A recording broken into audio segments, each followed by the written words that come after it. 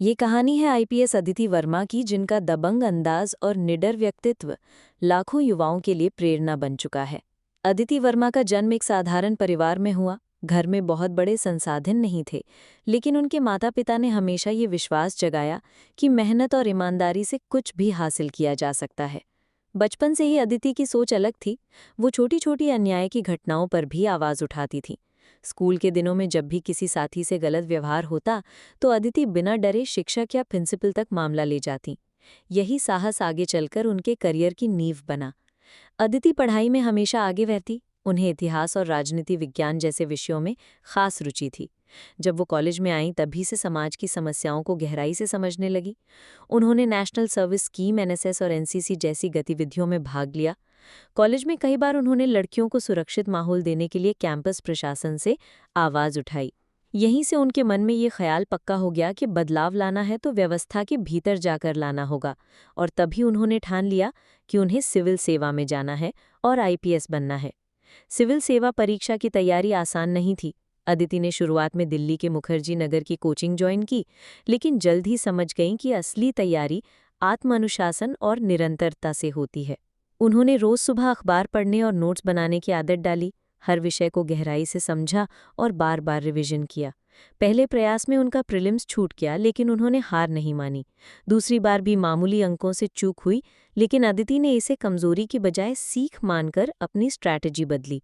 उन्होंने mock test पर ज्यादा ध्यान दिया, कमजोरियों को पहचाना और उन्हें सुधारने पर फोकस किया।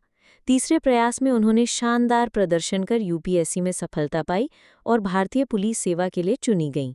ट्रेनिंग के दिनों में अदिति का आत्मविश्वास सबको प्रभावित करता था। चाहे ड्रिल हो, चाहे फायरिंग या चाहे कानून की बारीकियां सीखनी हो, वो हर जगह पूरी गंभीरता से जुट जाती।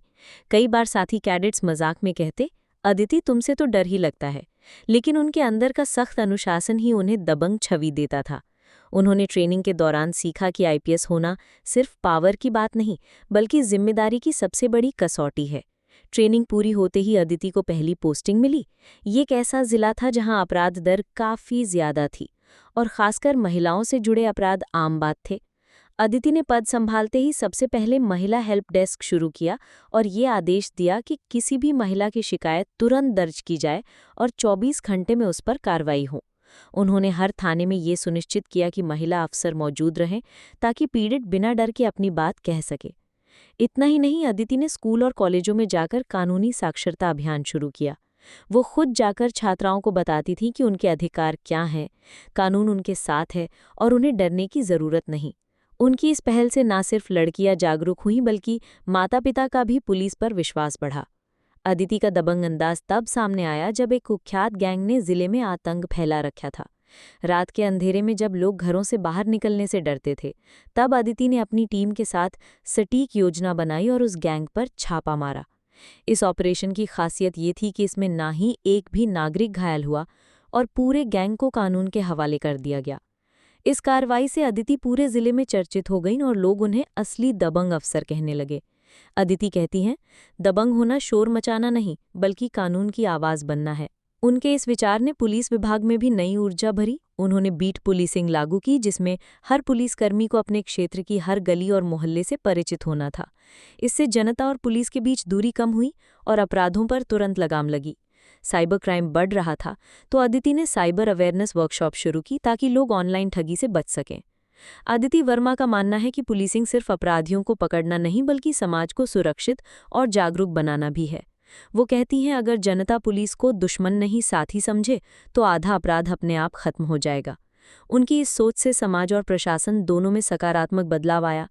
अदिति का दबंग अंदाज सिर्फ अपराधियों के लिए नहीं, बल्कि सिस्टम की लापरवाहियों के खिलाफ भी है। एक बार जिले में सरकारी अस्पताल में लापरवाही की शिकायत आई। अदिति ने खुद वहां जाकर हालात देखे और स्वास्थ्य विभाग को चेतावनी दी। उनकी इस सख्ती से वहां की व्यवस्था सुधरी और मरीजों को बेहतर सुविधाएं मिलने लगी। अदिति वर्मा की कहानी उन सभी युवाओं के लिए प्रेरणा है जो सिविल सेवा या किसी भी प्रतिस्पर्धी परीक्षा की तैयारी कर रहे हैं। वो बताती हैं कि सिर्फ किताबों में डूबना काफ़ी नहीं, बल्कि वास्तविक समस्याओं को समझना और उनके समाधान की सोच विकसित करना भी उतना ही ज़रूरी है। वो हमेशा कहती हैं, मेहनत प्लस नियत प्लस ज्ञान बराबर रिजल्ट। यानी मेहनत से लक्ष्य तय करो, नियत साफ रखो और ज्ञान को सही तरीके से इस्तेमाल करो, तो सफलता निश्चित है। आज अदिति वर्मा न सिर्फ अपने जिले में बल्कि पूरे देश में एक प्रेरणा बन चुकी हैं। उनके काम को देखते हुए कई बार छात्र उनसे मिलने आते हैं और सलाह लेते हैं। अदिति हमेशा यही कहती हैं, तथ्यों को याद करो ताकि परीक्षा पास कर सको, लेकिन मूल्य अपने भीतर गढ़ो ताकि जीवन की असली परीक्षा भी पास कर सको। यही उनकी सोच और दबंग अंदाज है जो उन्हें अलग बनाता है। आईपीएस अदिति वर्मा की कहानी हमें ये सिखाती है कि परिस्थितियां चाहे कितनी भी कठिन क्यों ना हो, अगर हौसला मजबूत है और नीयत साफ है तो सफलता निश्चित है।